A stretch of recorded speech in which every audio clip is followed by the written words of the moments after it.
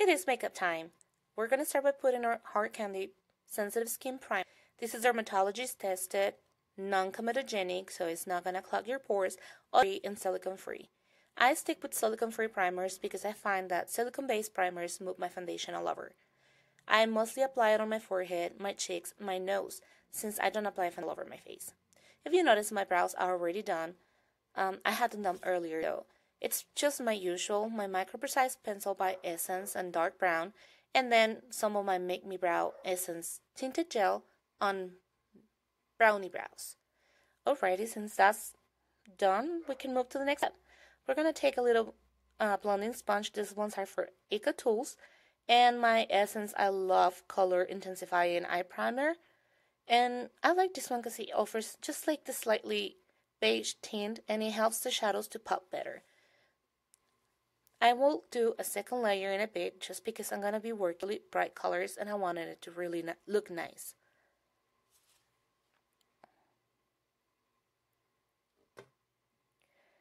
We're going to blend again, and then we're going to bring it slightly on our bottom line since we also want to be using some shadow right there. Once we're happy, we can move to the next step, which is choosing our eyeshadows. I'll be working with the Color Book by Revolution Makeup, and this is a 48 shadow look. We're going to use number 40 and 41, and we're going to mix these colors and apply on our movable lid. For this, I will be using a packing brush, and I'm literally just going to pack the shadow in there. Once that you feel comfortable, you can drag it a little bit, but I like to do a packing motion just to make sure that every single space is covered with the eyeshadow properly. What I like about this eyeshadow palette is that even though it's 48 shades, it's technically only 24. But one side is matte and the other side has shimmers, foils, metals. So it gives you really that creativity space so you can work the same color even in different textures, which is pretty cool to me. So right, we're doing the same on both eyes. We're just packing it. It doesn't have to be perfect at this point because this is just kind of a base to work with. We're going to be doing a cut crease later, so you're going to see what I'm talking about.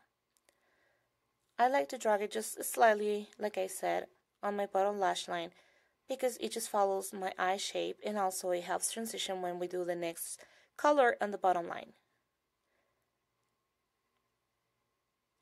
Just make sure that everything is even and there's not patches on any side.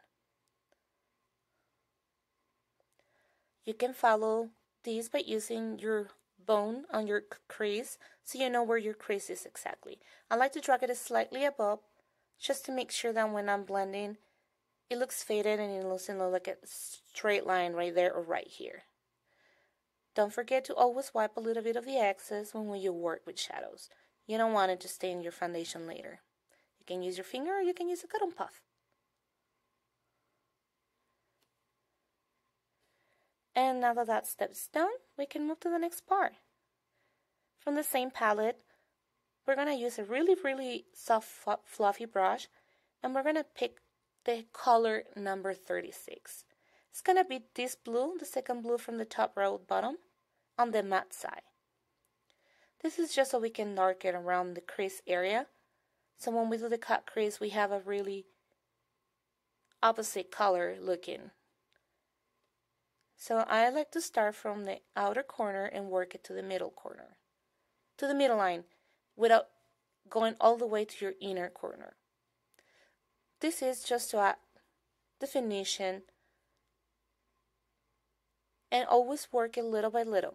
When you work with really dark shadows, you don't want to put a lot at the beginning because if you mess it up, then it's going to be really hard to buff it out. But if you build a little by little, it gives you more control where it is going and how deep, dark you want it. And it will also be more faded in the end. So it will look even better. So don't be afraid, just go it little by little. You can top off the excess. You can use even a little paper towel, a little piece of Kleenex just to kind of put a little bit of the excess down. This one doesn't seem to have a lot of fallout, so my shadows literally you touch them and it's like all over your face. And like I said, I don't bring it all the way in. That's why you can see that the doors are covered, but the inner corner isn't. I like to leave it that way because it also kind of highlights on its own, brings brightness and more light in the inner corner. We move to the next eye and we do the same. We work it from our outer corner towards the middle, making sure that we blend little by little, adding the color as we need it. Here we need a little bit more precision because this is not going to be covered in a minute, so we do want it to look as good as possible.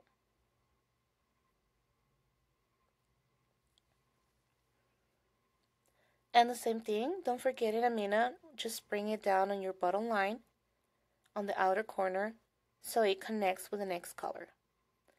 Here's a moment where you're going to see if they're even, if one is higher than the other one, you can adjust. If you need to blend one side more than the other one, this is a moment you also do it.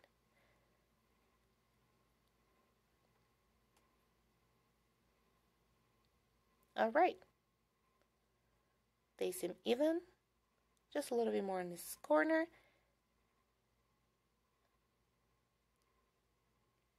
And we're good. Now I'm going to take my Makeup Revolution Cut Crease Canvas in the shade Halo. This, I really like it because it has a wet formula and eyeshadow sticks so nicely to it. And even though it's intended for cut crease, you can also use it as an all-over base when you do bright colors, pastels, neon pigments, so they really pop. For these, I like to use a synthetic brush that is really stiff, so it doesn't move all over and it gives you control of a sharp line. This one is from AOA line from Shop Misé, and it's one of the $1 brushes, guys. It's the E123. You see how easy it is to go doing a sharp line because the brush is not moving. The bristles are really dense and packed right there, so it allows us to do a really clean line. Here I'm telling you that I'm going to go just 2/3 of my lid, and I'm going to end it up in an angle. This is because we're going to be blending that area into the blue that is in the corner, and that's why it has to just end at a certain point. You go pack in motion again.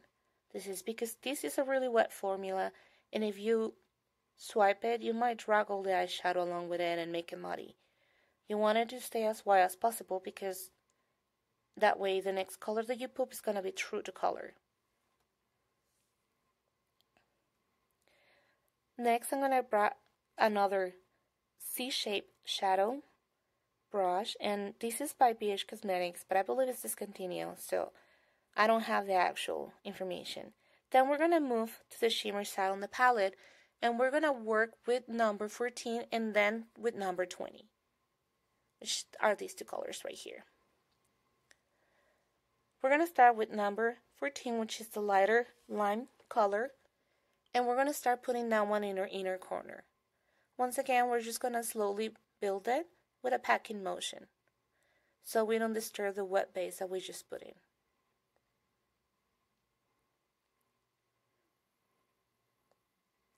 When you do a cut crease, it's really important that you don't go outside the line that you just created. So that's also really important why you go little by little in certain areas so you have control and it looks clean. You have a little bit more freedom towards your lash line. And just make sure that everything is completely packed with the eyeshadow. Once you're happy with how much of that lime green you have in there, then we can move to the number 20 that we pretty much are using it so we can mix the deep blue and the really light green. So we're going to take a little bit of that and we're going to just put it in a tiny of the area, mixing it into the lime green and mixing it slightly towards the blue. Make sure that your cut crease line stays sharp. Then we're going to go back to a really fluffy brush. We're going to be going again to the number 36 on the matte side, so we can completely fade that green to the blue. We're going to be doing a little bit over here just to correct the cut crease. And again, we're bringing from the outer corner towards the middle of the lid. just the slightest, so we cannot tell where the green and the blue start and end. Once you're good, you can move to the next eye and repeat the same process. If you want to do it right now, you can do it right now, you can wait. Right now I'm going to go ahead and grab my Revolution Reloaded palette on Visionary, and I'm going to grab this beige in this taupe over here.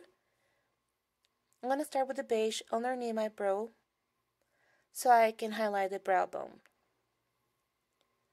Then I'm going to go ahead and move to that taupe color, and I'm going to be blending between the beige that we just put and the blue. So again, you have a really faded line versus a really sharp line. Now we can do the next eye. With whatever is left on the brush, we're lightly gonna put in that area where there's no eyeshadow yet. This is just to give it something to stick because we're gonna be working with pastel shades now. So it's just literally the excess that was left in there. Now we're gonna go ahead and use the number 37 on the palette, which is this mint right here. It's on the matte side, and we're going to start applying that one from the outer corner and the bottom lash where we had that blue towards the middle. Once again, I'm going to use a packing brush, but I'm going to use a slightly smaller brush just to give me more control to just apply the shadow where I need it.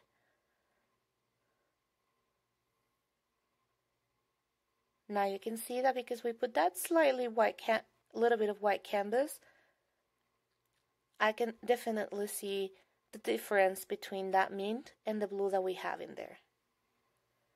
But then don't forget to just mix it slightly so it looks like a gradient and not just like two colors that are just slapped on top of the other.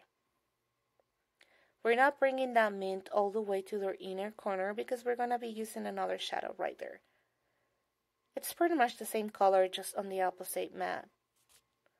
So it's going to be a shimmer. That will be the number 13. Wipe your brush a little bit if you feel like it's going to affect. Then we move, and we're going to pick exactly number 13 on the shimmer side, which is the one underneath my finger. Sorry, I was not looking directly into the eyeshadow palette. And that's going to be going into the inner corner. We do the shimmer right here because that again highlights the inner corner and brings a little bit more light, and it just completes the look so nicely.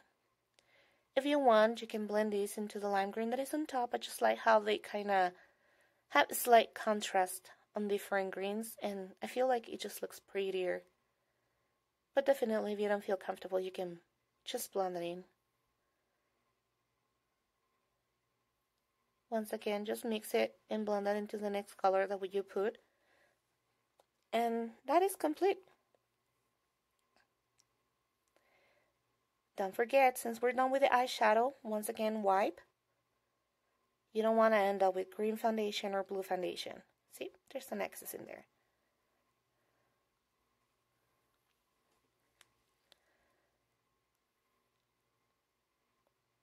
If you need to fix anything before you do a full face, this is the moment. It's eyeliner time. This I'm using my Tarte liner. I like this one because on one side has a felt tip and the other one is a retractable pencil. I usually use the retractable pencil on my waterline and then the felt tip for my wings. So I like to start with small strokes so I get more control where the eyeliner is going and I don't mess it up. I start from the inner to the middle, and then I put where it ends and starts, and then connect it. You don't have to get like a perfect wing at the beginning. As long as you keep working short strokes, you are more than likely to succeed with an eyeliner.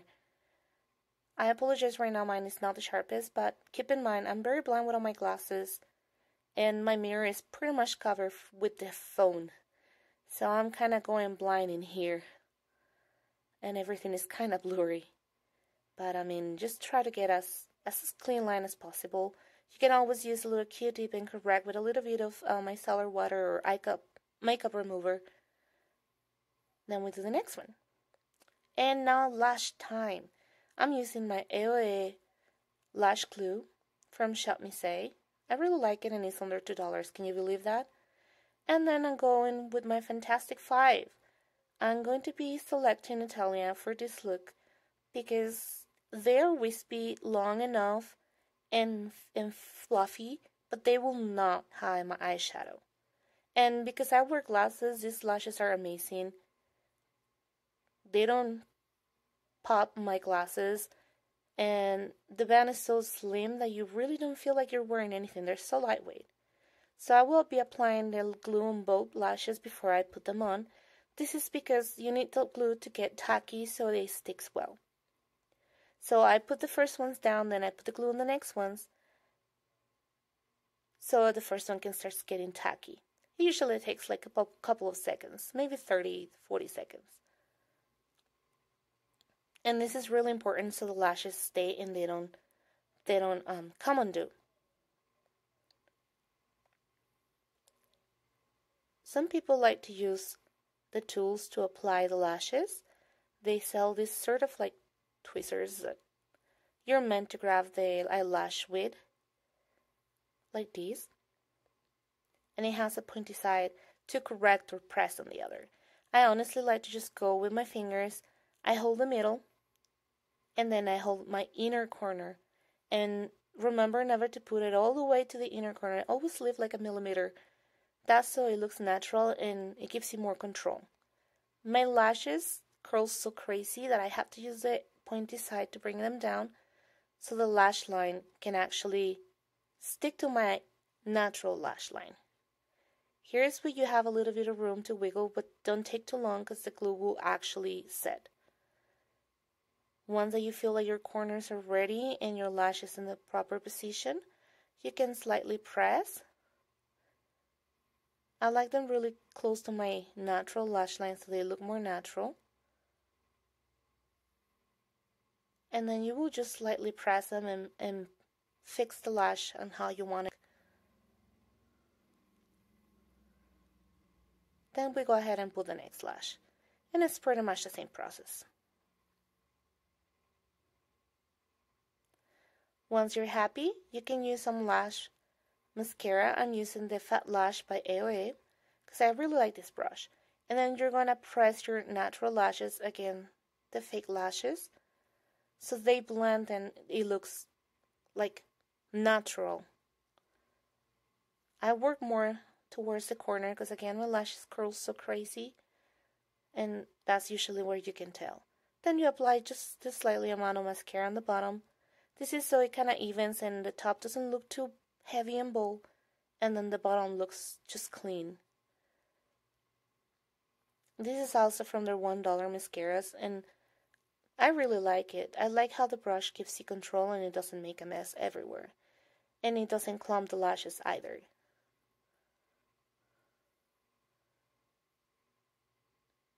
Once you're happy, then you're good.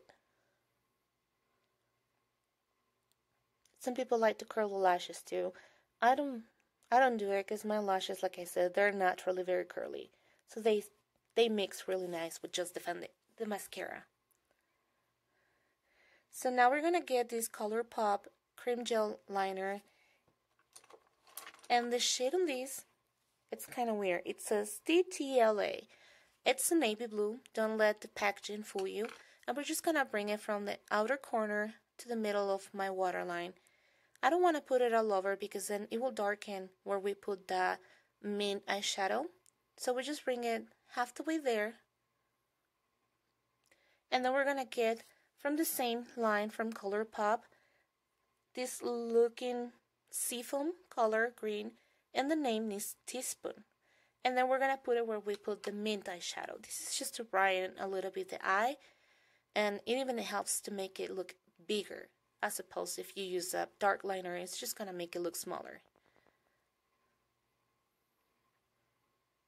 Alright, so that's good. Now we can move to the next step. For these, I'm going to be using my Wet n Wild Mega Cushion Foundation. Mega Cushion Foundation is a really Asian trend. I just like it. It's lightweight and it's quite hydrating. So if you got oily skin, this might not be for you. They have others. So I'm going to use it just on my forehead, my nose, and just underneath my eyes without covering my cheeks. I don't like to put a lot of foundation because then I don't like to cover my freckles. But this is up to you. Some people prefer a very, very full coverage look. I just want to even some redness so the makeup looks more cohesive. I'm using the shade 106A Light Ivory. It's a light color and it's neutral undertone, in case you were wondering. So once again, to just pat a little bit of it. If you can tell, I'm using the slightest amount. And just so it brightens the under eye area and a little bit of the redness that I guess. My nose gets really red because, if you noticed through the video, I touch my nose a lot. It's kind of a very not good habit from allergies through the years. And the slightest again between my brows. I have that like baby birthmark that gets red around my brow, so I just like to put this lightly amount of foundation so it's not so red. And then I just warm it up around.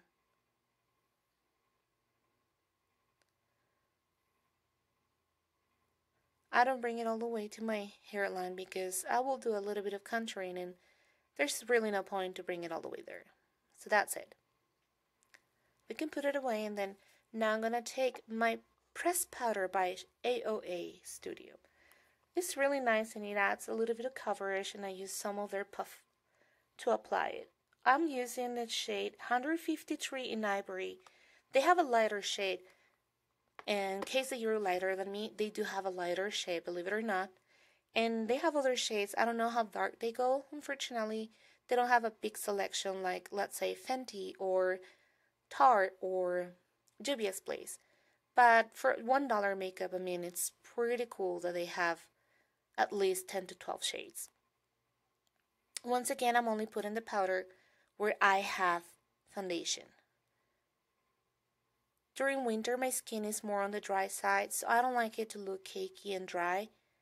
So by doing this, I make it look as natural as possible. Good. So for the next step, like I said, I will be doing a little bit of contour. This is their Sculpt FX Contour Stick Powder by AOA, and this is the shade Nude. It's a really cool undertone, so I like it because it doesn't make me feel like I look orange. It just gives the slightest amount of shade without being too overpowering. And I put a little bit on my forehead. This is so like, it just kind of blends more towards my dark hairline from the white foundation. I slightly just warm it out with my finger. And then I'm going to be using the brush that I regularly contour with to finish it. Don't forget to wipe your hands anytime that you work on your fingers, because you don't want to move that around your eyeshadow or face later on. So once again with the brush, I just slightly blend it. I know it doesn't look like I have a lot of product in there, and that's kind of my goal. I like it just to look natural. Then I'm going to use a bronzer to finish. And recently I'm liking Hoola by Benefit because it's not too dark. So I literally just barely tap the brush in there because, like you can see, when you're kind of pale, everything shows a lot. So once again, sometimes less is more. And same thing for the other side. And this is where we'll connect where there's no foundation to the rest of my face. With whatever excess is in there, I literally just go around my nose just to give it a little bit of definition and shade without being too much. And then again, around the forehead where you put that other contour stick. Don't worry right now about if it looks like a harsh line on your forehead, because it's going to get blended in a minute. For that, I like to use a clean, fluffy brush. So whatever powder that we had on the forehead, and then the bronzer mixes slightly and it looks natural without adding any more color of either. And same thing, you can use it on your cheeks where you put the other bronzer just so it buffs. Now we can use blush. I usually like to use a fluffy brush, and I'm gonna use the Satin Touch Blush by Essence, and this is in the shade 10, Satin Curl. It's a really nice color, and it's not too pigmented, but it also shows on the skin. It's not matte and it's not shimmery, so that means that it's gonna look more on the natural side, and I really appreciate that. I like to first drag it and then I stipple it, just to make sure that it looks even and pretty. I go heavy-handed on blush, but if that's not your style, like you could see at the beginning, you can control the amount, and I really appreciate that on these blushes. Also, Essence is cruelty-free, and its drugstore price, this blush was under $3, believe it or not. I will drag it a little bit around my nose, because, like I said before, I get really red on my nose, and this kind of helps it to not be so obvious once I start getting my nose red. Now we're going to do some highlighter. I like to start with a liquid highlighter first, and this is so wherever I put my powder foundation, my powder highlighter looks even better. These ones are by Lime Crane and it's a liquid highlight. This one is in Pink Glaze, and as you can see, it's a very sheer formula. So if you're in the side where you like a more natural look, you might be happy with just that. I use again sponge. You can use your finger so that you can just blend it in. But because you know me, I like to highlight so I can be seen from the next galaxy. So then I will top it with even more highlighter. But if you're on the natural side, you might be happy with just that. I'm going to put some on my nose too in the two areas where I also like to highlight. So this adds like a sticky base for that powder to really stay there. For that, I'm going to be using my AVH Dream Glow Kit. I like this one because it's really dual-chromy and it has those funky shades versus being just like champagne and gold highlighter. I'm gonna go with Ethereal, which is like this purplish with pink and blue shift to it. I'm gonna be using a fan brush so I can show you like how easy it is to apply highlighter really. If you don't want it to be too notorious, a fan brush is the one for you because it's really flimsy and it doesn't pack too much at the same time. When I really want to highlight, I will use a more packed brush, like a blending kind of shape, because it's going to put more product all over. But this will give you just the enough amount to be glowy without being too much. Don't forget the nose and what we put, and you can even do the Cupid's bow. Now that we're highlighted, we can move to the next step. Lips. Since I have already gone a lot on my eyes, I decided to go with this Lottie London Glitter Switch lipstick. It starts like a matte lipstick, but what I like is that once it sets, you're gonna see a transformation. This one is the shade Wanted. Anytime that you work with a matte lipstick, please put some lip balm, lip mask, whatever, since you start doing your makeup so they are hydrated. And when you're ready to do your lips, just wipe it out like you saw me.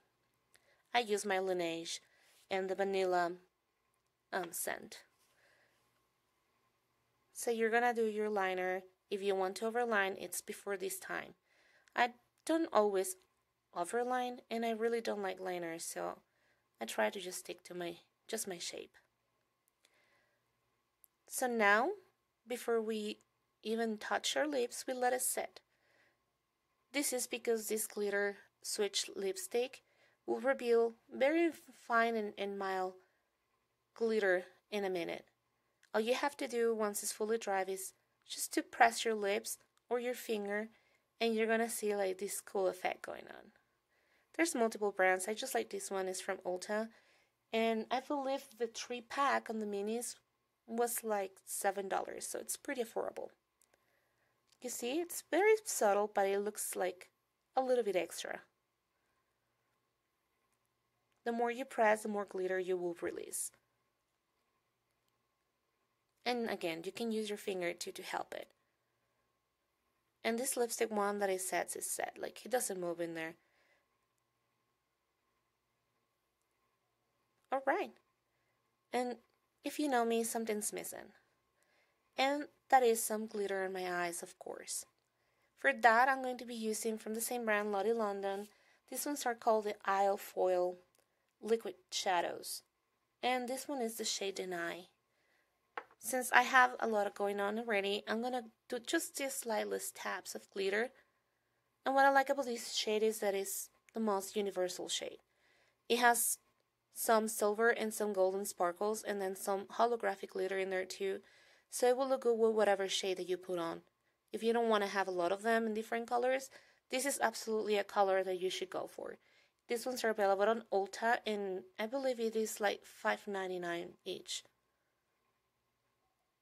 Once again, we just put the slightest amount on our finger, and then you just dab. When I'm happy with that, and then I'm going to use the same and just do the tiniest amount on the inner corner. Once again, you want to bring light and attention to that area. It frames really nicely the eyes.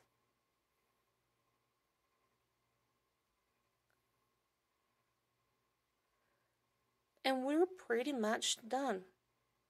At this point, we have our eyes, lashes, highlighter, blush. The only thing that we're missing is to use some setting spray. The reason for the setting spray is because it helps your makeup last longer through the day. If you got oily skin, it's going to help it to not get so oily. And if you had dry skin, it's going to help your makeup to blend together and not be so powdery. Right now, I'm using the Morphe because I like this setting spray that is continuous mist. But Urban Decay has really good setting spray too. They have the all-nighter for pretty much all types of skin. Or you can use the Sleek for oily skin. And that's it. I hope you liked the video. Let me know. Constructive criticism is always welcome. And if you want to see anything else, also let me know what would you be interested in. We have a full face now. And I hope you enjoyed it. Bye!